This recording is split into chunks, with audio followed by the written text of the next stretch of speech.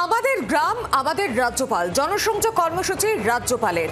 হাওড়া দক্ষিণ 24 পরগনায় সিবি আনন্দ বোস ইতিমধ্যেই সেখানে পৌঁছেছেন। প্রথমে হাওড়ার নজিরগঞ্জে যান রাজ্যপাল সিবি আনন্দ বোস এবং স্কুল পড়ুয়াদের সঙ্গে কথা বলছেন রাজ্যপাল।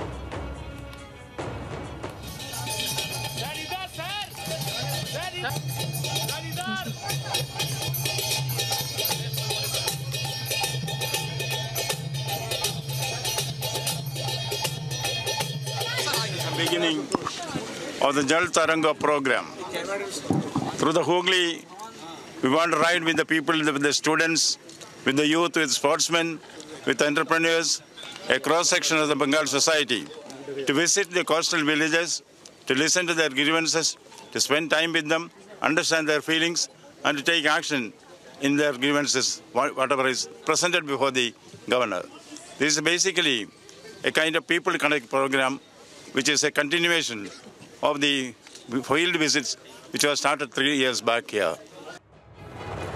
আমরা কথা বলবো, আমাদের সঙ্গে টেলিফোন লাইনে রয়েছেন প্রতিনিধি শ্রেয়সী গঙ্গোপাধ্যায়। শ্রেয়সী, রাজ্যপাল সিবি আনন্দ বোসের জনসংযোগের নতুন কর্মসূচি দেখা যাচ্ছে।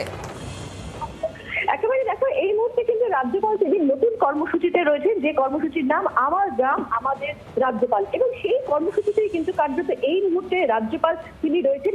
তিনি একাধিক জায়গা যাবেন এবং সেই এলাকার মানুষদের সঙ্গে তিনি কথা বলবেন, এবং এক্ষেত্রে কিন্তু তার যেটা স্পষ্ট বক্তব্য যে এক্ষেত্রে তিনি যখন রাজ্যপাল হয়ে প্রথম এই রাজ্যে এসেছিলেন সেই সময় কিন্তু তার কাছে সন্ত্রাস নিয়ে বিভিন্ন অভিযোগ এসেছিল, এবং সেই অভিযোগের ক্ষেত্রে তিনি প্রথমে বিশ্বাস করতে চান কোন সভ্য সমাজে এই ধরনের ঘটনা ঘটতে পারে না। কিন্তু পরবর্তীকালে তিনি যখন নিজে ফিল্ডে যান তখন তিনি গিয়ে দেখেন যে যেটা রাজ্যপাল বলছেন যে সন্ত্রাস নিয়ে তার কাছে যে মাত্র শরীরে চূড়া মাত্র, এবং সেই জায়গা থেকেই তার বক্তব্য যে এক্ষেত্রে যিনি ফিল্ডে না গেলে তিনি বুঝতে পারতেন না, তার কারণ ফাইলে যে রিপোর্ট আসে সেই রিপোর্ট কিন্তু ফিল্টার হয়ে অর্থাৎ ছাঁকনি হয়ে সেই রিপোর্ট আসে। ফলে সেই জায়গা থেকেই কার্যত তার এই কর্মসূচি, যেখানে তিনি মনে করছেন যে ফিল্ড এবং ফাইল এই দুটোর মধ্যে কিন্তু একটা গ্যাপ রয়েছে, আর তিনি গ্যাপটা মেটানোর উদ্দেশ্যেই তিনি এই কর্মসূচি নিচ্ছেন, যেখানে গঙ্গা বরাবর তিনি এগিয়ে যাচ্ছেন। প্রথমে নাজিরগঞ্জ গিয়েছিলেন তিনি, তারপর সেখানে একটি মাজার একটি মন্দিরে যান, সেখানকার মানুষ সাধারণ মানুষের সঙ্গে কথা বলেন।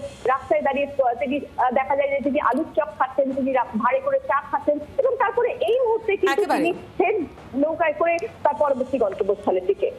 একেবারে ধন্যবাদ তোমাকে শ্রেয়সী।